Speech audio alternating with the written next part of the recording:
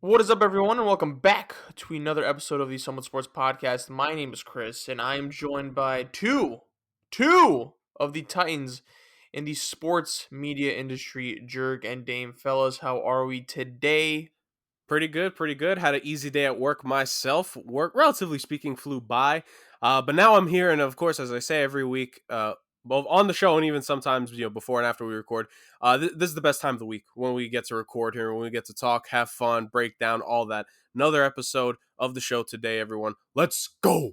I'm doing good. Getting ready to leave tomorrow. Doing some somewhat sports reporting at the Dallas Eagles game on Monday.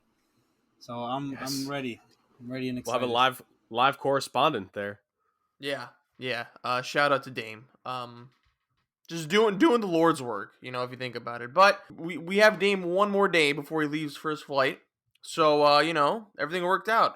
Yeah, so not too stacked in terms of news this week, but we do have things to talk about. So, yeah, let's get to it. We got some NHL news via Jurg. We have some NBA news, not necessarily any trades, but like kind of behind the scenes stuff, I guess, for lack of a better term. And then we're just going to talk about the NFL, which concluded its week 2 on Monday. We're recording on Thursday. This will be released Friday. So week 3 starts tonight, technically, or yesterday, depending on when you hear this. Where the Panthers will be playing the Texans. Not the best game. I don't know how the Texans got in this slot because didn't the schedule come out after the Deshaun Watson dilemma? So I don't It, know. it's the Thursday night game. Like a lot of teams end up getting in, and honestly, like the Thursday night game is rarely ever good on paper. Usually, like this is honestly for the standard of what Thursday night football has been for the last couple of years. This is actually it makes enough sense. That's true. That's true. But we were blessed with a really good game last week where the Giants lost to the Washington football team. So who knows? And maybe it is a good game, but I doubt it. But anyway, let's stop chit chatting about nonsense. Jurg, it's been a while, so how about you talk to us about some NHL news that you have, buddy?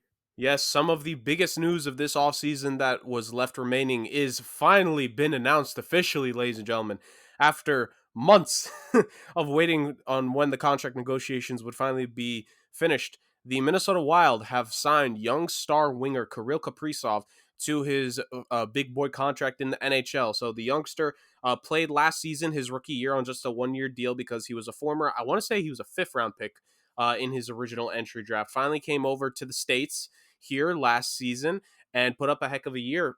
Set the Minnesota Wild rookie goals score record. Shattered it, honestly. I think the previous record was like 18 or 19, and he had like 25 plus from what I'm remembering. Pretty close to 30, honestly. 50 plus point season. He won the rookie of the year, and he was pretty good in the playoffs too.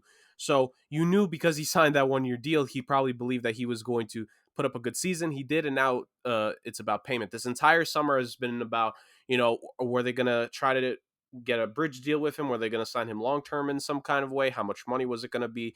Was he going to leave actually? Because so a couple weeks ago when I mentioned the Montreal Canadiens and their whole restricted free agent situation. So Kaprizov was a restricted free agent this offseason, but he was a different type of RFA. When you are a RFA in the NHL, but you haven't played the usual expected allotted amount of time to become an RFA, which is usually after your rookie deal, which is 3 years. This was different. Like I said, Kaprizov came, he only played 1 year, right?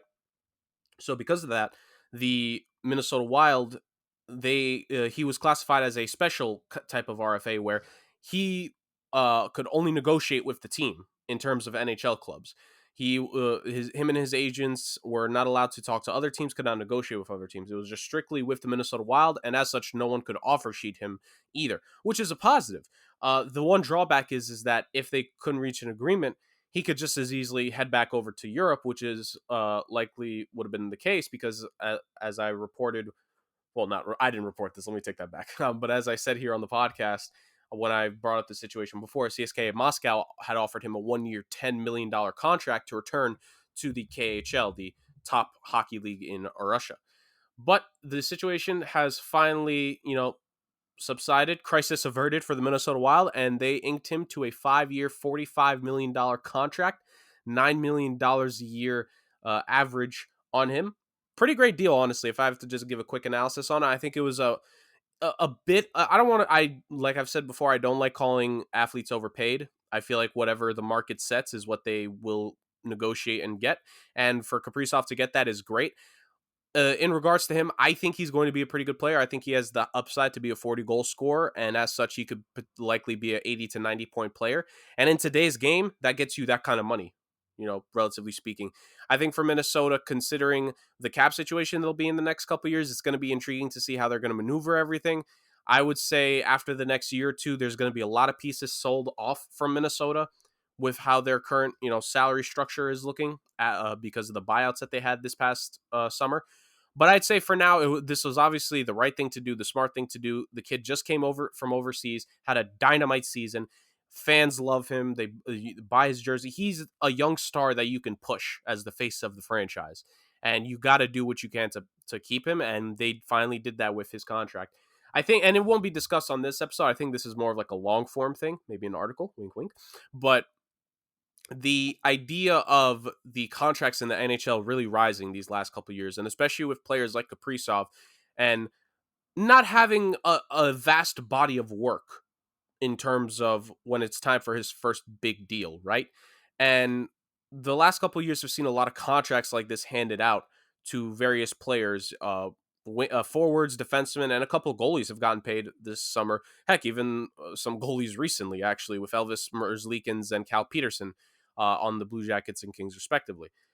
And I just think the whole idea of the players getting paid more, like, of course, I love it, right? And eventually, when the salary cap goes up, this won't be an issue. But it's a hot topic in the hockey community on Twitter. If you are part of that, listening to us, the two hockey fans that I know listen to this podcast religiously, that the young players getting this kind of money now, to a lot of people, kind of rubs them the wrong way. And the increases have really started a couple years ago, and it's showing not a lot of signs of slowing down when you consider some of the deals signed this past summer. And this is just another example of that. Kaprizov, he waited, he bid his time, and he got his money. And we'll see how that works for a couple of the other RFAs remaining, because while Kaprizov was signed, there are still at least three more key restricted free agents that need to be signed now this summer. Brady Tkachuk of the Ottawa Senators, who allegedly was already offered a contract during this offseason, just hasn't accepted it yet. I don't know what the stick up is there. I know the big thing whenever a Canadian team is negotiating with a player and trying to keep their young guys, they always mention like the taxes in Canada. And while I understand obviously the tax situation there is different, an 8x8 is still a pretty rich deal for Tkachuk, considering he's again one of these players that he's shown promise, he's shown potential, but he hasn't had that season yet. He hasn't had that real breakout. So the fact that him and his team haven't accepted the 8x8, it's really confusing to me, and I think they should just do it, honestly. And then the Vancouver Canucks, Elias Pettersson and Quinn Hughes, their top two RFAs that they haven't signed yet. The holdup there is them trying to figure out their whole cap situation, and you have to pay both those guys. Ultimately, they will get paid, but just the fact that Vancouver hasn't been able to figure this out because they can't trade off a contract, they can't find a deal that they want to trade off. It's an issue, and that drama is going to continue. So the RFA watch will continue when it comes to the Canucks. But Kaprizov got signed, and also Rasmus Dahlin on the Buffalo Dumpster Fire Sabres was signed to his first deal. The former number one overall pick got a nice 3-year, $18 million deal. Pretty cheap for when you consider a lot of the blue line deals that were signed this summer, but I think it's great value when it comes to it. I think Dahlin at his best can be a pretty solid two-way player, but particularly what he can do for you offensively. He's had 40-point seasons already in his career. He'll continue to have that kind of ability to put up 40, 50-point seasons consistently. But the problem is that Buffalo is just so bad. They're such a dumpster fire of an organization. For those that probably have heard the news break within the last day or two from when you eventually listen to this episode, and what they're doing with Jack Eichel and all the things that have been going on in that organization. They're just I've said this about a number of teams in different sports, and I'll say this about the Sabres, a poverty franchise. That's what they are. So for Rasmus Dahlin, like, the only bad thing about his contract is he has to stay with the Sabres for 3 more years, and he's still going to be an RFA after the contract. You feel for the guy. You just feel for the guy. But good deal for him on his first contract to get paid. Great deal for Kaprizov to get paid. And ultimately, the excitement really for me is just it's late news in this NHL offseason. This never happens. Like, important contracts almost never get signed this late into the offseason. Normally at this point, it's rookie minicamp is, I think, has already passed now. The training camps, the NHL preseason starts this weekend, actually. And so all that kind of stuff, that's typically what we get around this time in late September. We never get guys still waiting for their contracts for the most part, save for a few exceptions here and there, like William Nylander a couple years back with the Toronto Maple Leafs. But that was a pure holdout. This wasn't a holdout necessarily. It was just a guy wanting to get his, and that's exactly what Kaprizov did. That's what Dahlin did, and that's hopefully what these last couple of guys will be able to do: get paid, get their money, get to their teams, and then we'll have a good season. Because I'm very hopeful that this could be one of the most interesting NHL seasons we've had in quite a while. Now that we're hopefully getting fully past COVID here relatively soon. But yeah, that's about it for the NHL news this week. Just updates on the contracts and such. And like I said, just hoping for a good year of hockey. That's all I want. Please, NHL, please have a good year. I feel you, Jurg, but beautiful, beautiful analysis. As always, I expect nothing less. And now we move on over to some NBA news, where a dumpster fire of an organization made some headlines yesterday. The Minnesota Timberwolves have fired their president of basketball operations, Gerson Rojas. That's right. So Rojas, who I think has been, president for I don't know how many years. If someone could check that out, but Rojas was let go yesterday. I think initially we didn't know why, but it was kind of weird timing, especially because this is 1 week before training camp. But I think the Athletic reported that a big reason, and who knows how major this was for them actually doing the whole thing, but a big reason was that Rojas was having a consensual, intimate relationship with another member of the organization. Yeah, kind of a heavy topic, but yeah, essentially that's one of the major reasons why he was let go. And I also read that there were some other reasons why, like pertaining to like how he was kind of running stuff. Um, maybe there's like pressure on this whole Ben Simmons dilemma that maybe the Timberwolves are kind of interested in, but who knows how they're going to handle it. The moves he's made so far hasn't rubbed everyone the right way, and I've read on an article that like not everything is cohesive with the way he kind of runs things. So clearly it's a big mess, and I think it's fitting because it is the Timberwolves now.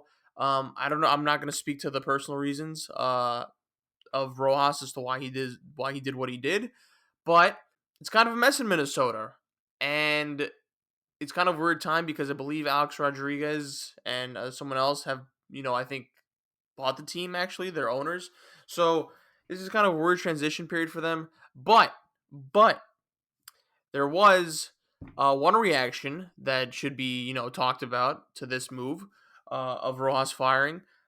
Karl-Anthony Towns came to Twitter and tweeted WTF dot dot dot, because I believe this took the players by surprise, actually, and the timing of this again was weird. I think it's clear that Rojas and Karl-Anthony Towns had a pretty good relationship, if that's the response that was elicited from Towns. So Jurg, Dame, we're not gonna go into the grapevine of this, but clearly this was a move that affected Karl-Anthony Towns. So I mean, I guess a couple questions are: what do we make of this situation? What do we make of this for the Timberwolves? And what do we make of this for Karl-Anthony Towns' future? Now let's not gas it up, but I have gone on record, and I don't know if it's this podcast, but I have gone on record saying that Karl-Anthony Towns, he's on borrowed time with the Timberwolves. He could request a trade in at least next year or in 2 years, in my opinion. I think he's gone regardless. I know they traded for D'Angelo Russell and all that. So it's clear that a lot of the moves made by the Timberwolves are to cater to Karl-Anthony Towns. And, rightfully so. He's like their franchise player. But this clearly looks like a move that affected him personally. So, yeah, Damon, I'm going to start with you since we kind of started with Jurg with the NHL news. What do you think of the situation in general? And what do you think of it for Karl-Anthony Towns? Well, as for the Timberwolves, I mean, I think they did the right thing. If the guy was having an inappropriate relationship with someone in the building, like Yeah. you gotta get ahead of it before it gets even worse and makes you look worse. So personally, I think that they did the right thing by getting rid of him when they did. And then as for Karl-Anthony Towns, like I personally think he needs to understand that maybe he's mad that they didn't talk to him about it and convey to him why they did it and that they were trying to get ahead of it or something like that. Maybe that's the reason he feels like that. But if it's just for the fact that they got rid of him without him understanding the circumstances, like I think he's wrong on that part. But I do agree with you, based on the fact that I don't think he's going to be there long term, or there's in a year or two. Like he is going to request a trade. A lot of teams and draft picks could look different by then, so I can't really pinpoint a team that I could predict him going to. Don't say the Knicks. I know you're waiting for it, but the landscape of the NBA could look very different from now to 2 years. So it's going to be interesting to see where he goes. But like I said, as for the Timberwolves, I think they did the right thing to get ahead of it before it makes them look worse, especially with new ownership coming in. Like maybe they want a fresh start. They don't want any problems looming over them. As for Karl-Anthony Towns, regardless of if they fired him or not, like I think he was going to be gone regardless. So I'll get to the cat tweet in a moment here when it comes to his reaction, because I actually interpreted his WTF tweet in a little bit of a different way than what we're talking about. I will say, just on the Minnesota Timberwolves side of things, like just looking at like this is my thing whenever this kind of stuff happens, and when they say that, when they state the relationship that he was having with someone as one of the reasons potentially that they are releasing him, I highly doubt that they just discovered this recently and that they were, just innocent to it, you know, had no idea, baby face to it, just pure, like, how do I want to say this? There's no way that they didn't know about this before. Let me just say it like that. There's absolutely 0% chance that they would have known about that. They didn't know about this prior to what recently came out. I always akin it to collegiate coaches, whether it be football or basketball. Whenever it's like one of their assistant coaches had a sexual assault issue or inappropriate relations, or that they cheated on their own like spouses, and it's just like, whenever the coaches are like, we had no idea that this was happening, da da da. In my mind, I'm like, that is the biggest load of bull that I've ever heard in my entire life. When it gets to the upper echelon portions of an organization, you need to be relatively aware of what's going on. And there's absolutely 0% chance that they had no idea. So I don't think, like, they put it out there as more of a PR spin for all of us, us podcasters, people on the internet, the comment section, on social media, to react to that and to get some people to be like, oh yeah, we definitely understand, like, yeah, fire this guy. He seems to not be that high quality of a human being, right? Um, and if that's ultimately what they did, like, look, more power to the Minnesota Timberwolves. That team still belongs to Glenn Taylor until they officially make the sale final. I know it's allegedly been done, but until the official new owners are A-Rod, his team, and whoever else, that is still Glenn Taylor's team. And there's not much we could say or do about it. They made the decision, and that's their decision to make, right? They are the owners. They have, Glenn Taylor has all the right in the world to do that. But while a lot of us, and I think it is worth looking at the off-court perspective of it, I think the bigger thing is to look at the on-court perspective and why this is so important here. And that's where I go to the Karl-Anthony Towns WTF tweet. Because if I'm Cat, I'm like, what the F? You fired our president of operations 6 days before the season's supposed to start. 6 days before training camp? Are you kidding me? Like, Cat, it must be, there is no question. He has had it up to here with this garbage organization. They did one thing. They made one move in his entire tenure to properly help them win. And it did help them win. And yes, if you want to put some of it on Cat because he didn't work hard enough when Jimmy was there, I understand that. But at the same time, Jimmy wasn't happy with Tom Thibodeau and what he was doing in Minnesota. He wasn't happy with the rest of the team, mind you. So while we mainly put it as Jimmy versus Cat, which I think it obviously was a tension there, I don't think it's just because of Cat. I think Jimmy saw that entire organization was exactly what we see it as now. It's a joke. Like, this guy gets fired 6 days before the season. So you're telling me that the last couple weeks you allowed him to make these moves. You let him make the Pat Beverly deal. You let him make the moves of trading away Culver, and Jared Vanderbilt was in one of these deals. You allow all these transactions to happen. Mind you, again, like I'm saying, I don't believe that they just learned about this recently. So let's go this entire summer. You let him go into free agency. You let him make the draft choices, all these trades, and now you pick to fire him. Like, and he was only, by the way, Chris, because you brought up the topic of it at the beginning, he was only barely 2 years into the job. He was hired in before the 2019-2020 season. He was hired just prior to the 2019 offseason. So not even 2 years on the job for this guy. And he's fired. And again, the reasons, do we really know the proper full extent of it? I'm not going to get into that. I don't think, at least for me, I don't know all the details, so I'm not going to comment on what I don't know. But I'm going to comment what I'm going to do a good inference on. And I think Karl-Anthony Towns is just sick of this team. He's absolutely sick of the incompetence in the organization. Glenn Taylor has failed this team as an owner for 2+ decades, constantly bringing in general managers or executives that either have no idea what they're doing, or if they maybe have an inkling of idea, because was he a bad executive, right? Like, we can't make a proper grade on that off of just 2 years. So either they get a bad executive or they get someone halfway competent, but they have to fire or release them for this reason. Factor in the thing where during the season they fired their head coach and they hired their new one without a proper coaching search. No interim was named. They got their guy immediately. Like, if I'm Cat, I'm looking at this organization like, I'm done with this. This is the amount of mismanagement and dysfunction in Minnesota is just baffling. It's somewhat impressive. It's somewhat impressive. I'm not gonna lie. To be that incompetent and bad at your job, like, I think it's a gift, honestly. I kid you not, it's a gift. And if you don't believe me, if any of you watch Skip Bayless, there's more proof. But I just think at the end of the day, like, my interpretation of Cat, the WTF, like you said, Chris, he's on borrowed time. I don't know if it's going to be this year, because I feel like Cat has been a relatively good soldier there this entire time, and he's trying to play through. He's trying to play for the fans. But let's be real here. I don't think he's definitely leaving this team. If they're not going to trade him early and they're going to allow his contract to run out properly, he's gone. And by the way, there are 3 more seasons left on his deal. I checked that just before I spoke.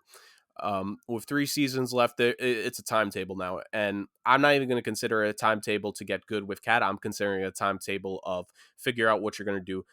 Like Pat Riley said to Minnesota when they were, haggling him in that Jimmy Butler deal, get your bleeping house in order. That's what the next 3 years are for Minnesota. Get your bleeping house in order. For the new ownership to come in, for them to potentially be moving the team for all we know, because I highly doubt Alex Rodriguez wants to keep that team in Minnesota once him and his team has the say there. And yeah, that's how I see it. I don't think the WTF was necessarily because of the relationship Cat had with Rojas. I think it was ultimately, like, again, with this, we're going to be in the news for yet another wrong reason. Seriously, again in my career. So yeah. Yeah, it could be both, Jurg. I think you're right. Yeah, I'll say this. Actually, I think the Timberwolves are a dumpster fire of an organization. That's clear, of course. They make boneheaded moves, but a lot of their moves are kind of predicated around Cat. So I think before Rojas, they traded for Jimmy Butler.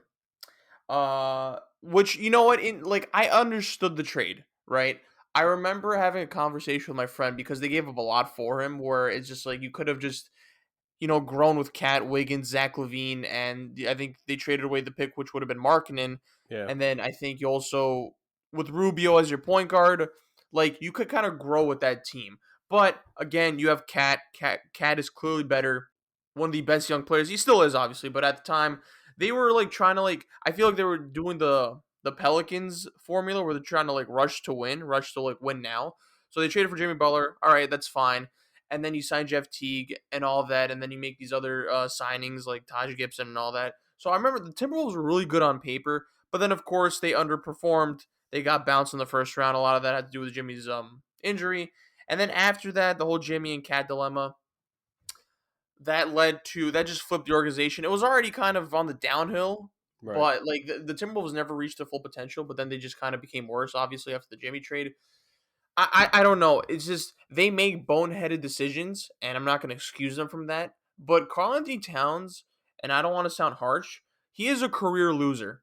Right. And I think a lot of that had to do, like, it became clear what type of character I know he's gone through, like, serious shit this last Right. year and a half, but That's off the court. If I may, like, I'll do this for you, Chris. That is off the court. We're not talking about Cat off the court. He's an amazing person off the court. We're talking strictly in regards to on the basketball court and producing. Continue. I mean, yeah, exactly, Jurg. So the thing is with Cat is that the whole situation with Jimmy, I think, put into perspective what kind of like what kind of character he is on the court and a little bit off the court, where he's a career loser, bro. He's unserious. He is an immensely talented basketball player. There's no doubt about it. I think he's a top 5 center in the NBA. But like, it's just, these are the decisions they made to trade for Jimmy, to sign Jeff Teague, who at the time was pretty good, decently good. These are moves in which you try to make to become a winning franchise. And then you sign Tom Thibodeau. It's like, okay, but you don't like that. Like, you don't like these moves that are being made. You don't like the personalities. You don't like Jimmy. You don't have that desire to win, right? And I think that said a lot about him. And then after that, they kind of made moves just like, all right, the Jimmy thing didn't work out. We'll trade for your best friend. We'll give you D'Angelo Russell. And I remember, like, dude, they traded what ended up being a top 7 pick for D'Angelo Russell that came attached with him. It was like, I think it was top 3 protected, but the Timberwolves, I think, was the 7th. Well, it was 2 firsts, right? Wasn't Yeah, it? I don't know. It might have been 2 firsts, actually. I don't know. But all I know is that it was Wiggins and a pick. And dude, looking back at it, dude, that trade doesn't look that great. And yeah, I know there's been injuries for the Timberwolves, but like, you're making these moves to kind of cater to Cat. When you look at them in the totality of it, they're not the best moves. Right. They're moves that they do for him. So they're kind of stuck where I think all parties are here to blame. I know this is like, we started this with Rojas, the discussion with him, but I think it does connect to Karl-Anthony Towns, and it speaks to the dysfunction of this franchise. But I think Cat has somewhat to do with that as well, man, because if he's like an unserious basketball player, immensely talented, but doesn't want to win, you're going to make certain moves to kind of make him happy, right? And like, I don't know. It's very all over the place. And I think the next chapter of this team, unfortunately, is going to start post Karl-Anthony Towns. Mm-hmm. I think he's going to eventually be traded. I think it's inevitable. And then I think by the time Alex Rodriguez and the other owner, finally have their hands on the team, they're going to look to relocate them. I think, Seattle may be a front runner. And then with this Rojas stuff out of the way. And I actually like Chris Finch as a head coach, but you're right. I think they kind of rushed it. They rushed into that coaching search. But yeah, I think the next chapter of the Timberwolves is going to be post Karl-Anthony Towns, and I think they're going to build around Anthony Edwards. They're going to relocate, but right now it's a disaster. And I don't know, it's on brand that it's the Timberwolves, who have been such an irrelevant franchise for so long. But yeah, I think there's, Rojas obviously screwed up immensely. The Timberwolves screwed up as well, and I think Karl-Anthony Towns is just going to be the epitome of what the Timberwolves have been for the last post Kevin Garnett. How they handle the Karl-Anthony Towns situation going forward is going to be the epitome of what this franchise has been post Kevin Garnett. So yeah, I mean, that's all I have to say about it. Any final thoughts? I want to throw this over to Dame real quick, because with listening to all that, Chris, I want to pose one main thing that I think needs to change in Minnesota. And this is whether Cat stays or not. The culture. The culture of that franchise is so bad. Because we just listed through. We just went, like you said, we turned this from a Rojas conversation to more of a Minnesota conversation. But that's the real point of this, because you go back to the Jimmy Butler trade. That should have been the moment. Like, I understand the idea of maybe they traded for him too early, but we saw in the regular season with a young Wiggins and a young Cat, before we heard about all the lack of work ethic stuff, that team was the 3rd seed in the West more than halfway through the season with a healthy Jimmy Butler. Yeah, and then he got hurt, and then it fucked. I know, but see, here is my thing. At the Jimmy Butler injury, this is patient 0 of where the downfall begins. He gets hurt. There's not enough effort, energy, talent, if you want to say it. It's fair. There's not enough there to sustain it. They make the playoffs, but then, like you said, they got swept. And then the following season, everything just absolutely goes a complete 180 from what it was the year before. The potential future of the team went down the drain because of all these reasons. And yeah, I don't want to, like I said, I don't want to abscond Cat, because of course he had something to do with Jimmy. And I get your point of like the moves are based on him, but here's my thing of why I think it's a bigger issue. The culture of the Minnesota Timberwolves probably had somewhat of a hand of the Jimmy Butler situation. And then after that, the culture of this team with hiring Rojas, who ultimately gets fired now within the last 24 hours of us recording this from when we recorded. The alleged stuff about his tenure there, both on dealing with on the court stuff, not getting along the best with other people in the organization, and then off the court with the relations that he had. And whatever happens at the top, it trickles down in sports, man. When you have a bad culture, it goes onto your team. Look at the Buffalo Bills for the longest time. Look what happened when they brought football guys in there to handle all the stuff. They've become winners the last few years. Look at the Cleveland Browns. They're finally cleaning some stuff up. They actually have a legitimate potential team. Not a team where we feel bad for them. They have a team where all of us, we literally just said last week, hey, they compete with Kansas City close. They actually have a puncher's chance against the Kansas City Chiefs in a playoff game. Like, it takes this upheaval for stuff to happen. And I think that has to be the case, whether it happens now or with this new ownership. Dame, I want to throw this to you. Like, ultimately, to me, whether we want to pin it, this time on Rojas, on Cat, what happened with Jimmy, it all has to go down to the culture, and the culture there is just terrible. Yeah, you're right, but like that's why they bring in new ownership. Like a lot of times when a franchise gets new ownership, like their culture changes. Like you see it out with the Panthers. The Panthers, like they were literally just talking about this on ESPN today. Like I know they had a bad culture with their past owner. I forgot what he made like racist comments, I believe. But now with their new owner, like they seem like they're heading in the right direction and really rebuilding this team the right way. That's one. You have the Mets with their new ownership. Like obviously they still kind of suck. They hate their fans, so that's still a little gelling to do there. But overall, you do see a lot of culture changes when new ownership comes into place. So hopefully that happens with Timberwolves. Like I'm not a guy who like really hates the Timberwolves, like or anything like that. So I truly do hope there's new ownership change and a relocation change as well, because it's inevitable that they're gonna move. Like they're not staying in Minnesota. Who wants to stay in Minnesota regardless? So overall, I do think, and I hope that this does change their culture and franchise direction moving forward. Yeah, well, I mean, I'll say this to kind of cap it off.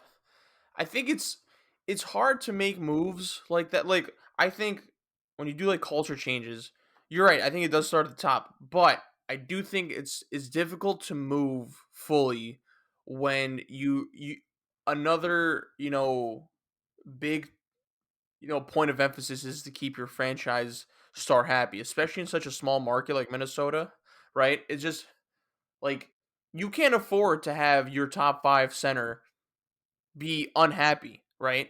No one's going to Minnesota. Who the hell wants to live in Minnesota, right? So you need like it's kind of like a reputation type. Like they don't even have necessarily a good reputation, but I don't know. I just feel like it's kind of difficult to go forward if like your main guy isn't happy. And unfortunately, like you could make within the margin moves, which is like all right, hiring better developmental coaches, hiring just better assistant coaches. But it's hard to kind of go full, 120 miles when your main guy, like you need to move a certain way because of him. So I do like I'm not taking any blame away from them. They deserve it, but also it's also on the players. And because it's like Cat, I think, is someone who has never been told like, yo, bro, you need to cut the shits, right? It's kind of been like everyone's catering to him at this point in that organization. You're the guy. So like why would he like think that I'm the problem, right? He's been given the keys like right away since 2015. So there's so much to like. There's a lot going into that situation, but again, like I said, I'll say this, Chris. Like when you talk about him being handed the keys, like let's be fair here. He was handed the keys to a dune buggy and not like a Ferrari or a Camaro. Like if we're being real with that organization, they're not a luxury car. I They're mean they're they're not, not. but also like with and again, like this was Wiggins at the time with the Wiggins and then Cat. You're just like, okay, there's something going here. You could build something, but again, I mean like every party needs to take a look at the mirror at themselves because I think everyone's to blame. But again, like I said, to kind of sum this up, I think this whole chapter is going to end with Cat being traded, and then maybe a relocation, and then Alex Rodriguez and Co taking over, and then Anthony Edwards will be their guy going forward. But I mean, to Vegas, sum it up, Vegas Wolves, baby, Vegas Wolves. Seattle baby, Seattle Wolves. Yeah, but I think we've talked about the Timberwolves enough. Let's move on over to the NFL. Week 2 has come and gone. We enter week 3, but there are some storylines we need to talk about. Now, I have a couple storylines, and I'm gonna go to all of you, to both of you actually, and we could talk about them. And then we're also gonna talk about some storylines going forward. But let's start off with what transpired in week 2. A few storylines. Let's start off with the minor, and then we'll go down to the major. In my little scale that I have going. I mean, who am I to actually say what's minor and what's major? But Zach Wilson versus the Patriots. 0 touchdowns, 4 interceptions, 19 for 33, but he did finish with 210 yards. Now, guys, I mean, I don't know if you saw it, Jurg, but I know Damien did, but this was an awful game for Zachariah Wilson. Some of these picks, I mean, two of them were kind of like, I think, I know one of them was like through the hands, it was a little high, but through the hands of, I think, Corey Davis. But some of these other passes were really, really bad. And, as a Jets fan, it hurt to watch. It really was. It was kind of nauseating because, like, okay, it's Zach Wilson. This is the guy who looks, and based off last week, he had a really good game last week. So we're just like, okay, this is the guy going forward. We have someone that we could kind of trust. But this week he has an abysmal game to say the least, and it was difficult to watch. I would say the positive. I mean, it's not really positive, but I'll say this: he was bound to have one of these games, so at least he has him early on in the season. Again, he's like the main quarterback. There's no backup QB, right? He's like the main guy. So, I mean, it was a tough game to watch. It was bound to happen. He did come from BYU, and I think the gripe on him was that like he didn't have competition in BYU, so maybe this is a little bit too quick for him. Irregardless, I'm not losing faith in Zach Wilson. It was a really bad game, but I wouldn't start worrying yet. Let's pump the brakes. But Jurg, let me go to you first. How does he recover from this, and what do you take away from this performance? He just recovers by, next game needing to be confident again, try to have, start with one good drive, then another good drive, then another good drive. I don't mean good as they all end in scoring. I just mean like get the offense moving, complete a couple of passes that he needs to complete. Like this is the thing, young quarterbacks, rookies especially, they're going to get rattled. And you got to feel for the youngster that just his second career game, like he has to go up against Bill Belichick, a defensive mind who is known for eating rookie QBs alive. Like, it's been a long time since a rookie QB has beaten Bill Belichick. And honestly, rarely do they really have good games. So for him to have that bad of a game, I understand the 4 interceptions. It bothers people. At one point, he had more interceptions than he did completions. And I get why, like, there are a lot of people, like, overreacting, right? Like, that's the thing to do. The thing is that we're 2 bleeping weeks into the season, man. And as of this episode being posted, we'll have just started the third one. You need to give the kid time. If we wanted to cut a player every single time they had a bad game, like a really bad game, and never give them the chance to come back, like a third of every league would get cut. Let's be real here. So Zach Wilson, he needs to be given the opportunity to bounce back, and not just in this one next game, in the game after, and the game after, and the game after. That's why it's called a rookie season. So I think all Zach Wilson needs to do is he just needs to find, like, don't lose your confidence early here, youngster. Like, just keep going, keep grinding at it. Come back next game, complete passes, get in sync with your offense the best you can. Like, just do your thing, right? I think that's what this Jets team needs to do. Well, him specifically, what the Jets need to do, they need to find a way to protect this damn kid because, dear Lord, he, like, one of the plays where he threw his interception, the left tackle got beat, the left guard got beat, I think, or the center, one of them. They're double teaming one player, and then one of the other offensive linemen got beat, and then the 2 tight ends that were meant to block didn't even block. Like, literally, the Patriots defense was caving in on him, literally, as if, like, he was in a cavern and it was collapsing on him, and he had literally no way out.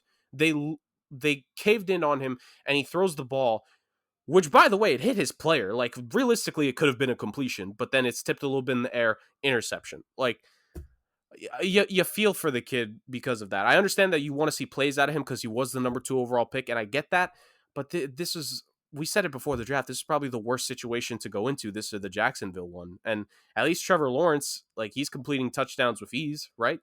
Like, Zach Wilson can't say the same. So just, Zach Wilson, keep your head up. You'll see brighter days. Don't worry.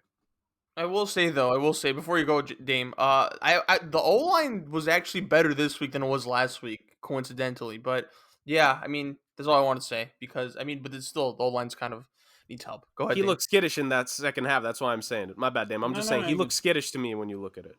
I mean, I wasn't surprised in the slightest by this performance. Like, maybe I would have liked one less pick, but like, Bill Belichick is just notoriously known for making a rookie QB's life hell. Like, this is just something Zach Wilson was going to go through regardless in his first year, second year. Like, Bill Belichick just owns rookie QBs and young QBs. Um, I'm sure this is something Zach Wilson's going to learn from. I know I've read a lot of things where he loves to watch film. He loves to work on his craft. So hopefully this is something he learns from and grows from it. But like I said, I wasn't really surprised by it. Like, this is something I was expecting. Of course, obviously you don't want this to happen, but I didn't really expect him to have a great game. I knew they were going to lose. I knew he was going to look really rough, but let's not overreact. Like, he has a chance to bounce back this week against Denver. It's a good defense again, but it's not Bill Belichick. It's not that New England defense. So he definitely will get a chance to bounce back. I'm sure he will. I'm sure he's really working this week in practice on film and on the field. So let's relax. Like Aaron Rodgers said, let's relax and let's let him develop and go through the season as he is. Yeah, I agree. But again, it's the Jets. It's New York, and it's just like LOL. It's Jets again. Screwing up a QB. But some of these passes were on him essentially. Like some of them are really bad. But no, it's just, like you guys said. I think shake it off. I think he'll have a better game hopefully against the Broncos. Um, if he has a good game and if the Jets actually pull out a W, I think we'll put a rule behind us real quick. So I'm pulling for him, and Zach Wilson's incredibly talented. I think even during the game, he had some pretty good throws actually, and he threw for 210 yards. So like you have to find some good in it. But again, it's the Jets. That's how the narrative will be until they actually switch the narrative, and that's by winning. So hopefully Zach Wilson will do some of that in the coming weeks. All right, now Tua hurt against the Bills. Ends up having bruised ribs. The Dolphins lose 0-35. That was the final score. Dame, let me start off with you since we started with Jurg. So clearly Tua's going to be out for a while. I don't think there's an exact timetable, but what do we think of this situation, and what'd you make of the loss, 0-35 to the Bills? I think Jacoby Brissett took over, but still, they go scoreless, not a field goal. So what do we think about this for Tua, and what do we think about this for the Dolphins, and especially with that result? Well, to start with Tua, like it's not good. Like he was injury prone in college, and coming into NFL, he couldn't even start his rookie year because he was hurt. So it's not looking good for him. It's fractured ribs. Like you're gonna get hit as a QB. Like you can't have fractured ribs. You can't. It's not something you could really play through because it could end up really bad. But hopefully, he gets healthy. Hopefully, he gets back on the field to show the Dolphins what they have to see if he's really going to be their franchise quarterback. But as for the Dolphins, like it's terrible. They didn't really look good. 35-0. Like the Bills' defense isn't. It's a good defense, but it's not a defense that should be able to shut you out. Jacoby Brissett has proved to be a quality backup in the NFL. So it's not like you had like a 7th-round rookie like in there running your offense. Like you had a quality veteran backup quarterback that should be able to get you points. So that's something that they should be really concerned about, that offense, especially because Tua will be out multiple weeks with these fractured ribs. As for their hopes in the division, like this obviously isn't good. It's not good for their confidence. Like I thought it was going to be a close game to see really if the Dolphins could challenge the Bills in the division, but clearly not. As for the Bills, like you took care of business against a team that some maybe thought would challenge you in the division, but Josh Allen did their thing, the defense did their thing. Like, it is what it is. But the Bills obviously proved that they are the team to beat in that division as of now. We'll see what happens when they play the Patriots if that looks anything different. But I'm pretty sure they showed that the Dolphins aren't a team that's going to really challenge them. Yeah, it was just not a good game played by the Miami Dolphins there. I will say in regards to Tua, just like we want to talk about offensive lines in the AFC East not doing their job. The Miami Dolphins offensive line has not looked good this season. Like they got a pass from a lot of people last year because they had just started like 2 or 3 players along the line then, and they were supposed to show improvement this year, but it has just not been the case. Like I understand the offensive line, it's a little bit different and more complicated to scheme when your quarterback is left-handed because that essentially makes the right tackle the blindside tackle. And so really for the Dolphins, at least when Tua's in there, their right tackle needs to be their best offensive lineman, unlike a lot of other teams. But at the same time, like just the pure failure of this team to give Tua any opportunities against the Buffalo Bills, who, let's be real here, going back to last season, their pass rush isn't something to necessarily fear. Like last season, they were good defensively, but they were not like aside from their defensive back crew, they were not strong in terms of the front four and the front seven. Like their front four was good, very respectable, but not overwhelming like they looked against the Dolphins. Their running defense was bad last year. Like that's why the Colts almost beat them in the wild card game. But yet, and I know the Dolphins technically couldn't really get anything going, but had Miami had been able to make this a game, like perhaps the Dolphins running game could have made some gashes in this Bills team. Like that's part of the reason why they. I mean, granted, he didn't have a great game on paper, but Najee Harris, didn't look too bad against the Bills for a rookie with a terrible offensive line in Pittsburgh. No one has a good offensive line, huh? Weird, but yeah, no, when it comes to the Dolphins, they just got absolutely smacked. Like, this is big for the Buffalo Bills. Get this early victory against the Dolphins going into the next time that they face. And I think with the Dolphins now, with the Tua injury, the Jets are the Jets, and the Patriots have a rougher schedule over the next month and a half compared to the Bills. Bills have some good games, games against good teams, but relatively speaking, the Patriots schedule is just a tinge tougher. The Bills could build an early lead here for the season. That's what you want from them. But in regards to the Dolphins, like, you got to hope Jacoby Brissett looks better than what he did in that second half, because Jacoby Brissett, he has started like 30, 40 games in his career. He's a good quarterback, but did not look good in that Bills game. And if they want to have any chance of winning, of keeping their division hopes alive, they need to do well over the next, like 3, 4, or 5 weeks until Tua gets back. So, All right. Let's go to our final storyline before we head into some other stuff. The Chiefs lose to the Ravens 35-36. Now, this was after we all predicted that the Ravens were about to go 0-2, especially coming off their, week 1 loss to the Raiders. Yeah, so the Ravens, I think, look, it is early, but these type of games, these type of victories they could be season savers. And especially when you're going against arguably the best team in the NFL. They pulled it out. Lamar Jackson looked great. But I think obviously you got to give credit to them. But I do want to ask you guys this. Jurg, let me start off with you. Are the Chiefs getting a little too comfortable? They had an 11-point lead in that fourth quarter. Kelsey had that touchdown. We're just like, okay, this game's over. But then again, you have like that Edwards-Helaire fumble, and I think Mahomes, that turnover, I feel like Mahomes, I'm like, you could have just thrown it out of bounds, but I feel like you wanted to get a little cute with it, and I just feel like the Chiefs kind of lose because of themselves, man. And I'm not worried about them because they're the Chiefs, Pat Mahomes. But I feel like, are they getting a little comfortable in the regular season? Jurg, talk to me. I mean, it's interesting to say.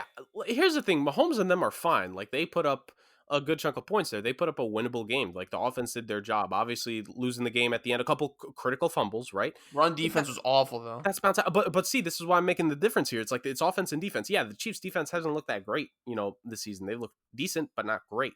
But I could say the same thing going to the NFC with the Tampa Bay Buccaneers. Actually, their defense has been bad. How did Atlanta score that many points against them? Right. So when it comes to early on in the season, obviously defense is going to be something they need to work on. Like Tyrann Mathieu has been very pretty good these first 2 games, but again, like it's all about this 2-game sample size, and having one bad game in your first 2 or 3, it's going to skew the numbers a lot. At the same time, having 2 really good games will skew the numbers in your favor as you continue. So it's all about juggling everything. What's real, what's not. I do think the defensive concerns are real for Kansas City, but at the same time, they're not always going to face a Lamar Jackson kind of guy where, yes, Lamar had a terrible first half, right? Terrible first quarter, terrible first half, but then he bounced back, and he had the kind of game where it reminded you of why he was the MVP a couple seasons ago, right? Like that was, I truly think that was the first time we have seen MVP type Lamar Jackson in that second half in a while, right? So that was a big time game by Lamar. Like you said, kind of did save, I don't want to say save the season for him because again, it's just 2 games, but to go into the next games with all the injuries they've suffered here early, with a big win against Kansas City. First time Lamar Jackson's ever beaten Patrick Mahomes, by the way. First time the Ravens have beaten the Chiefs in the Lamar versus Mahomes era. I think that's big, and for the Ravens, it's a big confidence boost. For the Chiefs, they just need to fix things. That team is too talented. I'm not going to worry about them. This team could lose 2 more games in a row, and I'm still going to be convinced they're going to win 10 in a row. That like they deserve to have that credence, and until they show us something significantly terrible, I'm not going to take that away from them. They're the back-to-back AFC champions. They are the former defending Super Bowl champions, and until they completely fall apart, which I don't see happening, like, there's no reason to be concerned. Now, if Mahomes gets a long-term injury, got to revisit the convo there. But again, currently, no issues for me. That's obviously, I think there's no cause for concern with the Chiefs. Like, that's a game they easily should have won. I personally thought it was a mistake to take the ball out of Mahomes' hand and give it to Clyde Hilaire. I know you're trying to kind of wind the clock down, so when you kick a field goal, the Ravens don't have any time left. But like, you gotta trust Mahomes. He's the best player in the league. You paid him for a reason. Like, let him keep throwing the ball. Let him convert first downs. Let him keep moving the ball downfield until you're in field goal range or you're getting a touchdown. Like, I'd rather be trusting him throwing the ball and him not throwing a pick than giving it to your running back who's really struggled this season and obviously fumbling the ball. So as for the Ravens, though, like, it's a great win for them. Obviously, you got the monkey off your back for Lamar Jackson finally beating Patrick Mahomes. Um, they ran the ball great. Obviously, Kansas City run defense isn't that great, but the Ravens are known for running the ball, so they did what they had to do. I'm still not all in on Lamar Jackson because he still can't really throw the ball well. The reason they won this game was because of his running style and running abilities. He missed a lot of throws, like as per usual. So that's still something that needs to be worked on before I consider them a real contender and a real threat to the Chiefs. But all in all, let's not worry about the Chiefs. Like, it's a great win for the Ravens, but let's not worry about the Chiefs. They had the game in their hands and they just gave it to the wrong person in the end. I just think they get a little too comfortable sometimes. You know, they don't take these games seriously. This game should have been an easy dub for them, but it was an L. But it's all right because they'll probably go back to the Super Bowl. Yeah. So the last segment I have planned is, actually, it's a question for all of you. Of all these three teams that I'm going to mention, which team has impressed you guys the most? And Jurg, let me start off with you. Cardinals 2-0. Kyler Murray, in my opinion, and you guys could, call me crazy if you want, I think is the lead. I think he's MVP right now at the moment, at the very moment. First game against the Titans, 4 touchdowns, 1 interception, but 289 yards. Second game against the Vikings, 400 yards, 3 touchdowns, but 2 interceptions. That's fine. I think he's the lead for MVP right now. And the Cardinals look really good, in my opinion. Well, I mean, they went to the wire with the Vikings, but again, in NFC West, you could take the W's you get. Panthers 2-0. Next game against the Texans, and we all predict it'll be 3-0. And then the Raiders 2-0. And then the next game will be against the Dolphins with no Tua. So I think. Oh, and then again, the Cardinals' next game is against the Jags. So these three teams, if our predictions are accurate, 3-0. We're looking at 3-0 for each of them. So which of these teams has impressed you guys the most and why? Jurg, let me start off with you. I think just for me, like, it depends on how you want to take this. If you want to go impressed in terms of their performing above your expectations, you would probably say the Raiders. But if you're talking about, even if you expected good from them, but they're still playing really well, I Yeah, do well, still include overall performance as well. I think overall it's the Arizona Cardinals because I just look at the two opponents. Like, I understand the Raiders with their victories against Pittsburgh and Baltimore, but Baltimore should have won that game. And Pittsburgh to me is just not that impressive this year. I don't have them making the playoffs for a reason. I don't think any of us did in our preseason stuff, but still, like, I don't see, this is not the same Steelers team that they've always had. Like, legitimately, Mike Tomlin might have the first season of his career with a below 500 record this year. Like, they're just not that good. And I think Big Ben just got hurt, if I'm not mistaken. So there's going to be issues there. I just Maybe have to that's a go, good thing though for them. maybe. But I just got to go Arizona because, like, just on paper, I think the Tennessee Titans win was massive. Because the thing is, you got to look at both sides, and the fact that defense, they stuffed Derrick Henry. Like, who does that as easily as they did?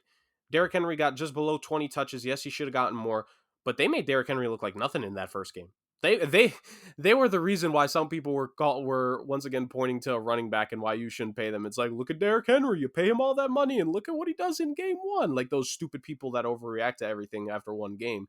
But that's what the Cardinals defense did. And Chandler Jones looked amazing. The defensive line was great, the defensive backs. And then, yes, they played a wire-to-wire game against Minnesota, and they did need the missed field goal.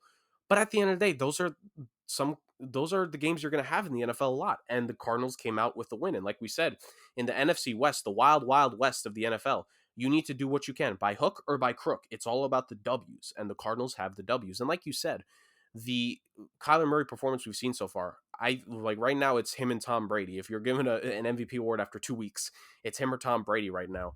And maybe it's because Tom Brady's already won it like 3-4 times in his career, but I have to give it to Kyler Murray. Like, this dude is playing that next level type of football. Like I said last week or the week before, that we've wanted out of Lamar Jackson. Like, he is playing the type of football that we want from Baker Mayfield, that we want to see again from Josh Allen. We're not saying we want more Kyler in terms of you need to bounce back. We're saying, oh, you keep doing what you're doing and you're going to be the guy. Like, that's just how talented he is. So I'm easily impressed with Arizona the most. Like, that team, even for myself, who had the expectation of them being a playoff team, they just impressed me to this point, man. Like, they're good. They're legit. No flowers to the Panthers, though, Jurg? It's complicated with them. Like, I was relatively high on Carolina. I did have them as my second seed in the NFC South coming in. I don't think I didn't have them as a wild card team technically because I went with the all NFC West thing. But they will be competing for it. Just my thing is, like, Sam Darnold's looked good, right? He's looked a lot better than what he was in the Jets. But I have to kind of be like, well, they've had a very favorable schedule, and it continues for them against Houston. Like, my thing is, like, it all depends on how you want to grade the New Orleans game. I was not impressed by the Saints, by Jameis. Let me say that. I was not impressed by Jameis in week 1 with what he did to the Packers. 2 of those touchdowns were because of the defense, and everything else was, like, predominantly short passes. Yes, there was the 150-yarder, but aside from that, it was predominantly a manageable game. And then look what happened when they finally put Jameis under duress. Good old famous Jameis came back to do what he does best, cook up turnovers. So it's all based off of that. I don't want to say that to downgrade the Panthers. I really don't. It's just when I'm comparing the two teams, like, I have to give the slight edge to Arizona just because Kyler Murray, at the end of the day, because both teams to me are good defensively, it goes to the offense. And it's Kyler Murray and DeAndre Hopkins against Sam Darnold and Christian McCaffrey. And I love CMC, but I got to run with Kyler and D-Hop over them. Dame? I'm impressed with both the Panthers and the Cardinals, but my team that I'm most impressed with is the Raiders. They beat the best 2 teams, in my opinion, compared to these 2 other teams. I forgot who the Cardinals played. They played the Titans and who? The Vikings. Like, I guess the Titans is kind of impressive, but, like, we were more on the fact that the Titans just weren't that good that game. Moreover, the fact that the Cardinals were good, and then you had the Panthers who beat the Jets and they beat the Saints. Like, and then today they're probably gonna beat the Texans. Like, of course you like what you see from Sam Darnold. Of course you like what you see from that offense, but, like, compared to what the Raiders did, beating the Ravens in overtime on Monday Night Football, like, that was super impressive. Like, that defense looked all right. Like, that offense looked good. Like, Derek Carr looked really good. And compared to, and then they obviously beat the Steelers. Like, obviously the Steelers, all of us here are not high on them, but they still are a pretty good defense on that side. And Derek Carr and the Raiders got through that defense and played pretty well. I know Henry Ruggs had a big catch, and overall that offense looked pretty good against a pretty good defense. So I'm going to go with the Raiders as my team. I know it's only 2 weeks in and a lot could change, but Derek Carr probably is the front runner for MVP right now, 2 weeks in. I know it's kind of hard to make an argument for MVP, but based off the teams that he did beat and leading the league in passing yards, like, Derek Carr and the Raiders to me are the most impressive team and player so far this season. Whew, Derek Carr and MVP. Man, wow. Hard to put those 2 in a sentence, but Damien just did that. So, yeah, I guess that'll do it for this week. Yeah, really good analysis, fellas. You guys knocked it out the park, as per usual, as expected. And look, I mean, who knows what happens next week? This Ben Simmons dilemma looks like it's accelerating at such a high pace. So maybe he'll be traded when we record next time. And then, of course, we'll be done with week 3 of NFL. I can't believe we're in week 3 already for football. Like, this season's breezing by. But, yeah, Jurg, where can they find us on the socials, buddy? As you guys know, at SomeWhat.Sports on Instagram, Somewhat Sports on YouTube. And, just keep on what you're doing. Like and comment on the YouTube videos. Make sure to share them with everybody, your best friends, your roommates, your cousins, your friends' family, their cousins. Just share it to anyone and everyone you know that loves sports. And, let's get these numbers up. Like we've said it the last couple weeks, we're going to keep on pushing it, but our weekly NFL predictions on the Somewhat.Sports Instagram page, we're going to put that for every single week of it. Looking pretty good so far. Dame won in week 2, so he had an excellent prediction record, as did I. Apparently, I didn't even realize it until Chris pointed it out. So we're flying through with the predictions right now. It's going to be interesting to see what happens this week. I think this could be the most interesting week yet, because I feel like there's a lot of sweeps, and I think we're all going to be wrong on a couple of them in regards to who we're picking. So just wait and see the chaos that comes down after this next week of NFL football. Maybe we all have bad weeks because, we just didn't expect anything. But like I said, guys, follow, like the posts on IG, subscribe to the YouTube, like it up, do all that. Thank you all so much for your support so far, and just keep it going. Absolutely. Well said, Jurg. And to all of our listeners who have listened this the entire way, thank you, as always. And until next time, peace. Peace.